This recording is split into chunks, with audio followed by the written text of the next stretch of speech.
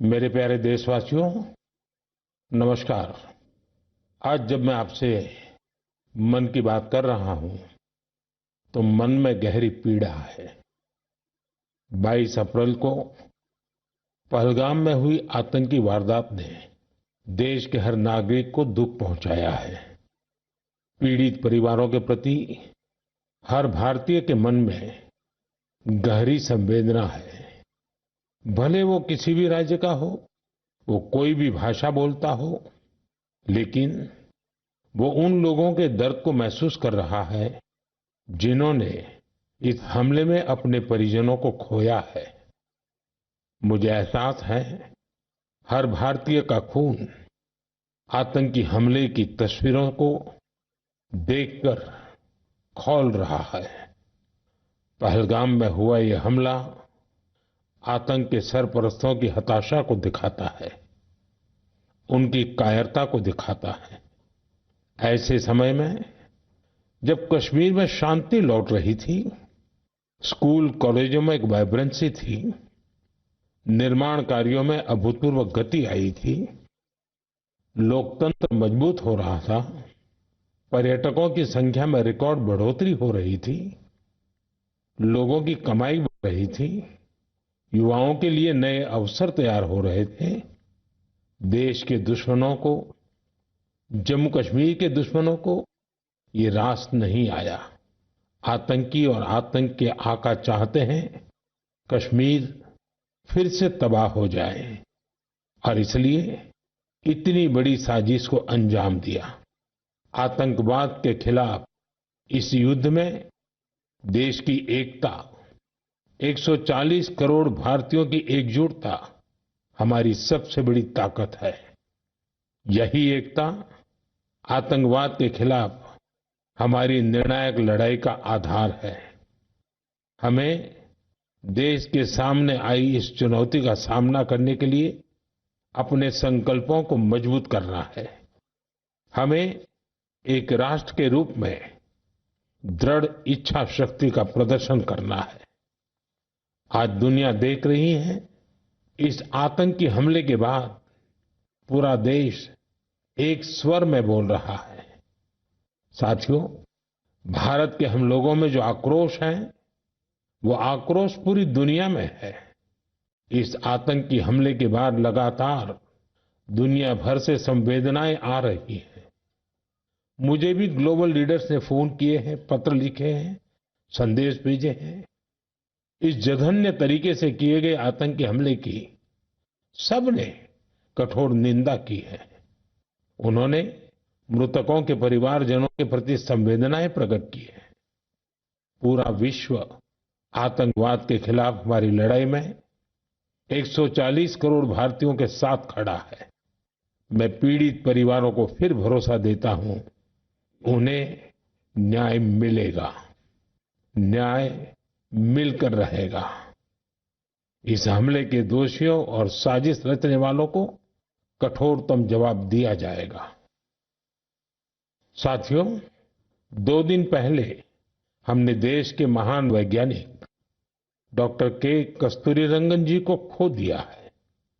जब भी कस्तूरीरंगन जी से मुलाकात हुई, हम भारत के युवाओं के टैलेंट, आधुनिक शिक्षा, स्पेस साइंस, ऐसे विषयों पर काफी चर्चा करते थे।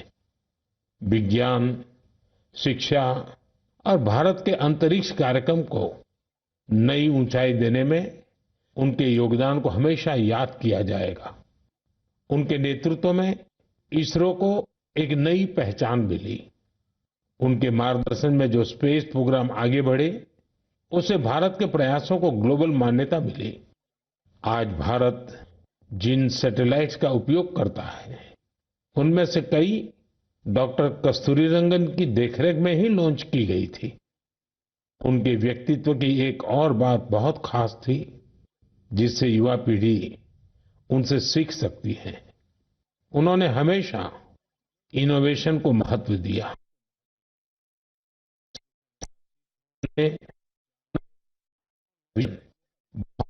करने वाला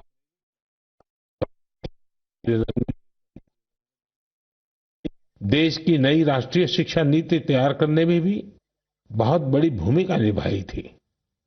डॉक्टर कस्तूरीरंगन 21वीं सदी की आधुनिक जरूरतों के मुताबिक फॉरवर्ड लुकिंग एजुकेशन का विचार लेकर आए थे। देश की निस्वार्थ सेवा और राष्ट्र निर्माण में उनके योगदान को हमेशा याद किया जाएगा। मैं डॉक्टर के कस्तूरीरंगन जी को विनम्र भाव से श्रद्धांजलि अर्पित करता हूं। मेरे प्यारे देशवासियों, इसी महीने अप्रैल में आर्यभट्ट सैटेलाइट की लॉन्चिंग के 50 वर्ष पूरे हुए हैं। आज जब हम पीछे मुड़कर देखते हैं, 50 वर्षों की इस यात्रा को याद करते हैं, तो लगता है हमने कितनी लंबी दूरी तय की है। अंतरिक्ष में भारत के सपनों की ये उड़ान एक समय केवल हौसलों से शुरू हुई थी। राष्ट्र के लिए कुछ कर गुजरने का जज्बा पाले कुछ युवा वैज्ञानिक, उनके पास न तो आज जैसे आधुनिक संसाधन थे, न ही दुनिया की टेक्नोलॉजी तक वैसी पहुंच थी। अगर कुछ था तो वो था प्रतिभा, लगन, मेहनत और देश के लिए कुछ करने का जज्बा। बैलगाड़ियों और साइकिलों पर क्रिटिकल इक्विपमेंट को खुद लेकर जाते हमारे वैज्ञानिकों की तस्वीरों को आपने भी देखा होगा। उसी लगन और राष्ट्र सेवा की भावना का नतीजा है कि आज इतना कुछ बदल गया है। आज भारत एक ग्लोबल स्पेस पावर बन चुका है। हमने एक साथ 104 सैटेलाइट का लॉन्च करके रिकॉर्ड बनाया है। हम चंद्रमा के साउथ पोल पर पहुंचने वाले पहले देश बने हैं। भारत ने मार्स ऑर्बिटर मिशन लॉन्च किया है और हम आदित्य L1 मिशन के जरिए सूरज के काफी करीब तक पहुंचे हैं। आज भारत पूरी दुनिया में सबसे ज्यादा कॉस्ट इफेक्टिव लेकिन सक्सेसफुल स्पेस प्रोग्राम का नेतृत्व कर रहा है। दुनिया के कई देश अपनी सैटेलाइट्स और स्पेस मिशन के लिए इसरो की मदद लेते हैं। साथियों, हम जब इसरो द्वारा किसी सैटेलाइट का लॉन्च देखते हैं तो हम गर्व से भर जाते हैं। ऐसी ही अनुभूति मुझे तब हुई जब मैं 2014 में PSLV C-23 की लॉन्चिंग का साक्षी बना था। 2019 में चंद्रयान-2 की लैंडिंग के दौरान भी मैं बेंगलुरु के इसरो सेंटर में मौजूद था।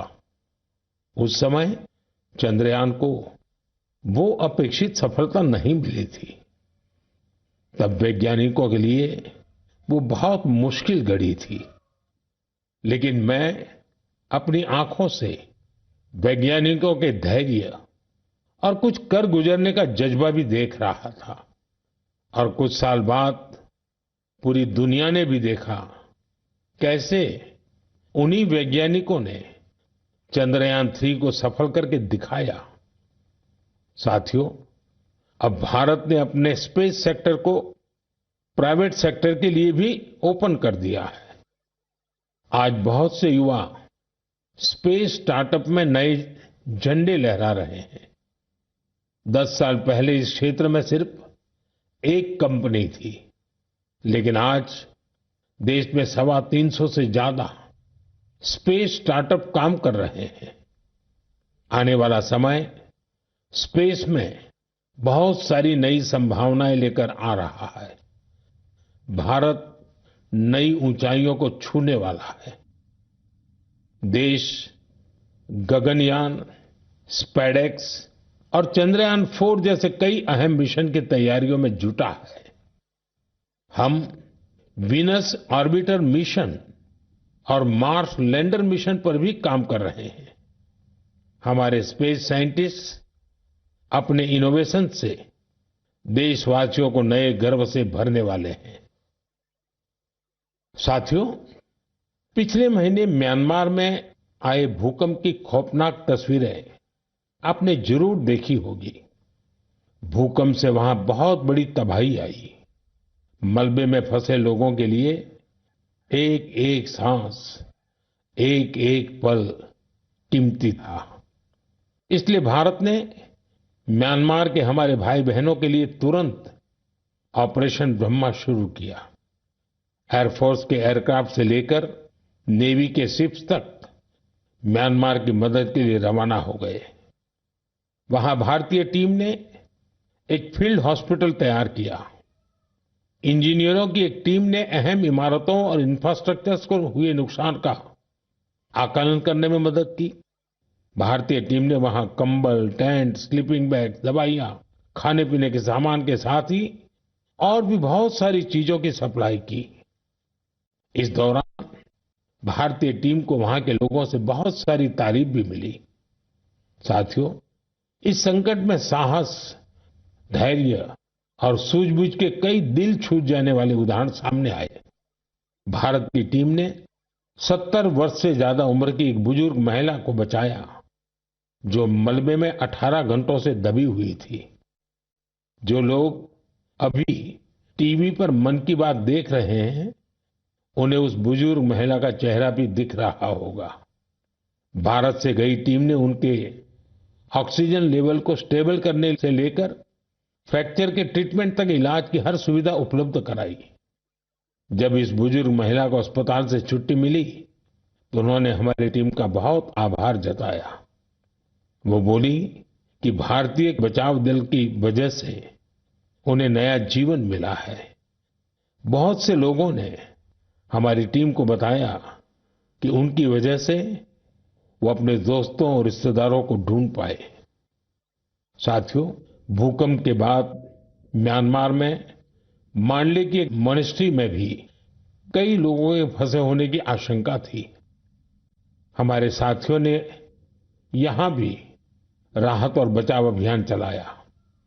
इसकी वजह से उन्हें बौद्ध भिक्षुओं का ढेर सारा आशीर्वाद मिला। हमें ऑपरेशन ब्रह्मा में हिस्सा लेने वाले सभी लोगों पर बहुत गर्व है। हमारी परंपरा है, हमारे संस्कार है, वसुधैव कुटुंबकम की भावना। पूरी दुनिया एक परिवार है। संकट के समय विश्व मित्र के रूप में भारत की तत्परता और मानवता के लिए भारत की प्रतिबद्धता हमारी पहचान बन रही है। साथियों, मुझे अफ्रीका के इथियोपिया में प्रवासी भारतीयों के एक अभिनव प्रयास का पता चला है। इथियोपिया में रहने वाले भारतीयों ने ऐसे बच्चों को इलाज के लिए भारत भेजने की पहल की है, जो जन्म से ही हृदय की बीमारी से पीड़ित हैं। ऐसे बहुत से बच्चों की भारतीय परिवारों द्वारा आर्थिक मदद भी की जा रही है। अगर किसी बच्चे का परिवार पैसे की वजह से भारत आने में असमर्थ है, तो इसका भी इंतजाम हमारे भारतीय भाई बहन कर रहे हैं। कोशिश ये है कि गंभीर बीमारी से जूझ रहे इथियोपिया के हर जरूरतमंद बच्चे को बेहतर इलाज मिले। प्रवासी भारतीयों के इस नेक कार्य को इथियोपिया में भरपूर सराहना मिल रही है। आप जानते हैं कि भारत में मेडिकल सुविधाएं लगातार बेहतर हो रही है। इसका लाभ दूसरे देश के नागरिक भी उठा रहे हैं। साथियों, कुछ ही दिन पहले भारत ने अफगानिस्तान के लोगों के लिए बड़ी मात्रा में वैक्सीन भी भेजी है।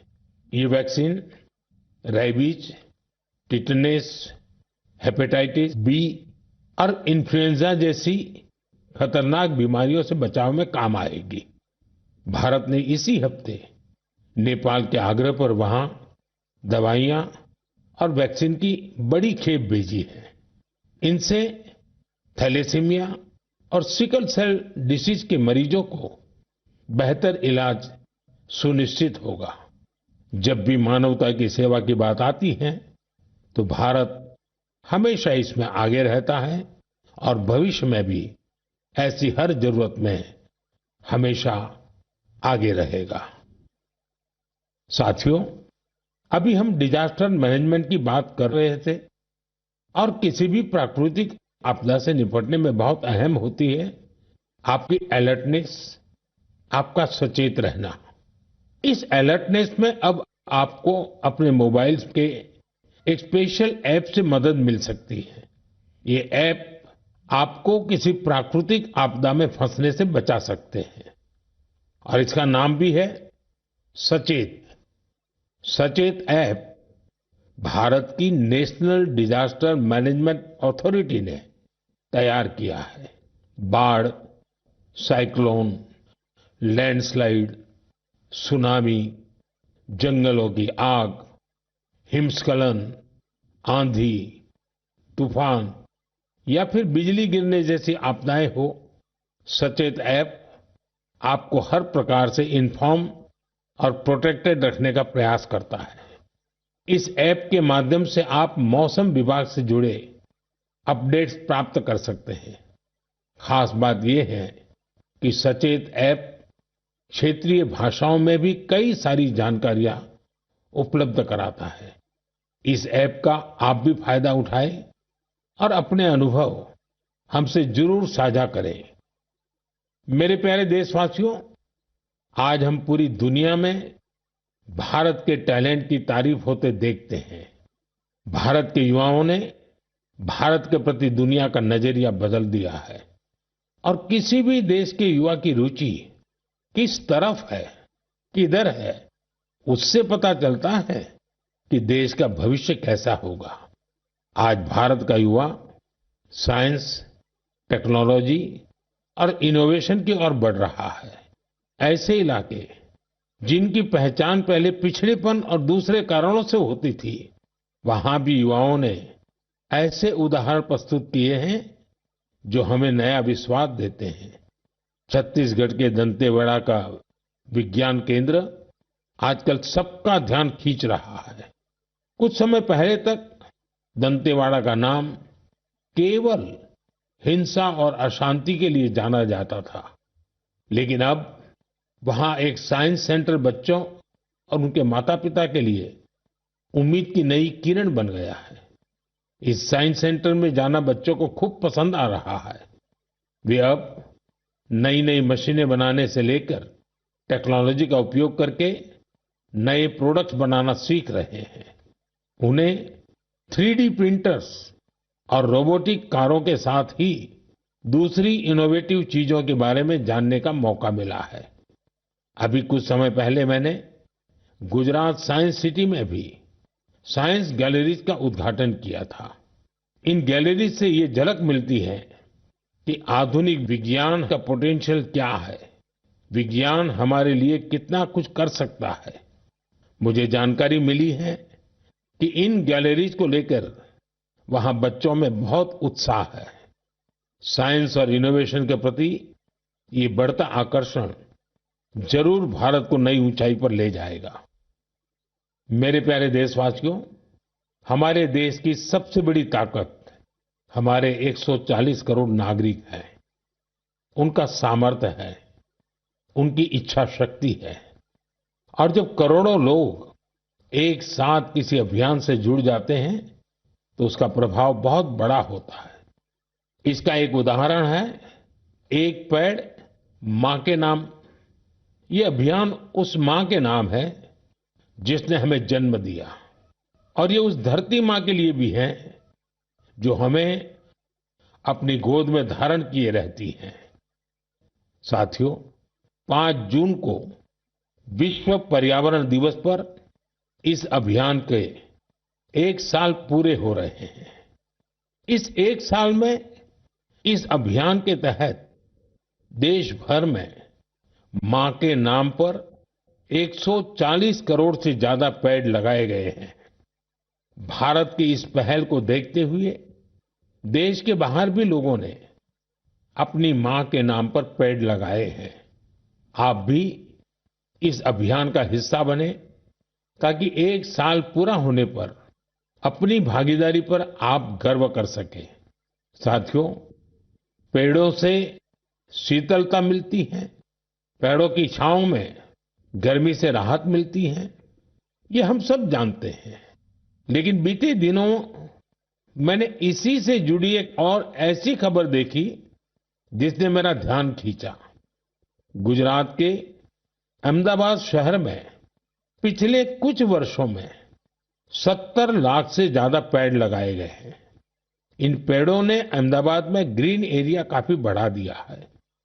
इसके साथ साथ साबरमती नदी पर रिवरफ्रंट बनने से और कांकरिया झील जैसे कुछ झीलों के पुनर्निर्माण से यहाँ वाटर बॉडीज की संख्या भी बढ़ गई है। अब न्यूज रिपोर्ट्स कहती हैं कि बीते कुछ वर्षों में अहमदाबाद ग्लोबल वार्मिंग से लड़ाई लड़ने वाला प्रमुख शहरों में से एक हो गया है। इस बदलाव को, वातावरण में आई शीतलता को वहां के लोग भी महसूस कर रहे हैं। अहमदाबाद में लगे पेड़ वहां नई खुशहाली लाने की वजह बन रहे हैं।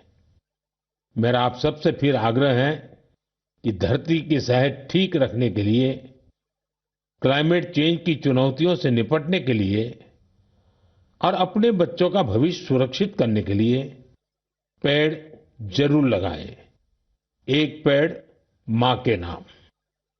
साथियों, एक बड़ी पुरानी कहावत है, जहां चाह वहां राह।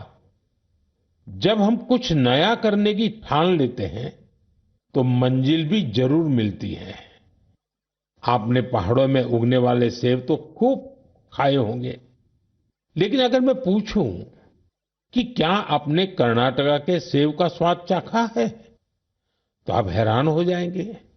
आमतौर पर हम समझते हैं कि सेब की पैदावार पहाड़ों में ही होती है, लेकिन कर्नाटका के बागलकोट में रहने वाले श्री शैल तेली जी ने मैदानों में सेब उगा दिया है। उनके कुलाली गांव में 35 डिग्री से ज्यादा तापमान में भी सेब के पेड़ फल देने लगे। दरअसल श्रीशैल तेली को खेती का शौक था, तो उन्होंने सेब की खेती को भी आजमाने की कोशिश की और उन्हें इसमें सफलता भी मिल गई। आज उनके लगाए सेब के पेड़ों पर काफी मात्रा में सेब उगते हैं, जिसे बेचने से उन्हें अच्छी कमाई भी हो रही है। साथियों, अब जब सेबों की चर्चा हो रही है, तो आपने किन्नौरी सेब का नाम जरूर सुना होगा। सेब के लिए मशहूर किन्नौर में केसर का उत्पादन होने लगा है। आमतौर पर हिमाचल में केसर की खेती कम ही होती थी, लेकिन अब किन्नौर की खूबसूरत सांगला घाटी में भी केसर की खेती होने लगी।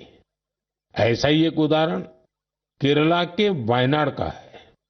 यहां भी केसर उगाने में सफलता मिली और वायनाड में ये केसर किसी खेत या मिट्टी में नहीं, बल्कि एरोपोनिक्स टेक्निक से उगाए जा रहे हैं। कुछ ऐसा ही हैरत भरा काम लीची की पैदावार के साथ हुआ है। हम तो सुनते आ रहे थे कि लीची बिहार, पश्चिम बंगाल या झारखंड में उगती है, लेकिन अब लीची का उत्पादन दक्षिण भारत और राजस्थान में भी हो रहा है। तमिलनाडु के थिरुविरा अरासू कॉफी की खेती करते थे। कोडाईकनाल में उन्होंने लीची के पेड़ लगाए और उनकी 7 साल की मेहनत के बाद अब उन पेड़ों पर फल आने लगे। लीची उगाने में मिली सफलता ने आसपास के दूसरे किसानों को भी प्रेरित किया है। राजस्थान में जितेंद्र सिंह राणावत को लीची उगाने में सफलता मिली है। ये सभी उदाहरण बहुत प्रेरित करने वाले हैं।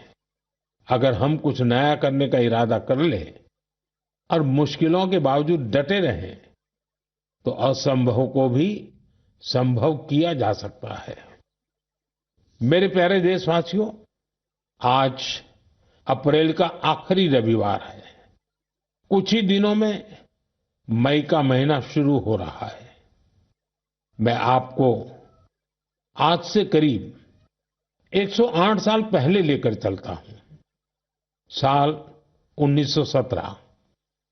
अप्रैल और मई के यही 2 महीने देश में आजादी की एक अनोखी लड़ाई लड़ी जा रही थी। अंग्रेजों के अत्याचार उफान पर थे। गरीबों, वंचितों और किसानों का शोषण अमानवीय स्तर को भी पार कर चुका था। बिहार की उपजाऊ धरती पर ये अंग्रेज किसानों को नील की खेती के लिए मजबूर कर रहे थे। नील की खेती से किसानों के खेत बंजर हो रहे थे, लेकिन अंग्रेजी हुकूमत को इससे कोई मतलब नहीं था।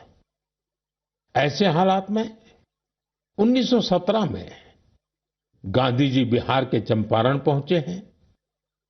किसानों ने गांधी जी को बताया, हमारी जमीन मर रही है, खाने के लिए अनाज नहीं मिल रहा है। लाखों किसानों की उस पीड़ा से गांधी जी के मन में एक संकल्प उठा। वहीं से चंपारण का ऐतिहासिक सत्याग्रह शुरू हुआ। चंपारण सत्याग्रह ये बापू द्वारा भारत में पहला बड़ा प्रयोग था। बापू के सत्याग्रह से पूरी अंग्रेज हुकूमत हिल गई। अंग्रेजों को नील की खेती के लिए किसानों को मजबूर करने वाले कानून को स्थगित करना पड़ा। एक ऐसी जीत थी जिसने आजादी की लड़ाई में नया विश्वास फूंका। आप सब जानते होंगे, इस सत्याग्रह में बड़ा योगदान बिहार के एक और सपूत का भी था, जो आजादी के बाद देश के पहले राष्ट्रपति बने। वो महान विभूति थे डॉक्टर राजेंद्र प्रसाद। उन्होंने चंपारण सत्याग्रह पर एक किताब भी लिखी, सत्याग्रह इन चंपारण। ये किताब हर युवा को पढ़नी चाहिए। भाइयों बहनों, अप्रैल में ही स्वतंत्रता संग्राम की लड़ाई के कई और अमिट अध्याय जुड़े हुए हैं। अप्रैल की 6 तारीख को ही गांधी जी की दांडी यात्रा संपन्न हुई थी।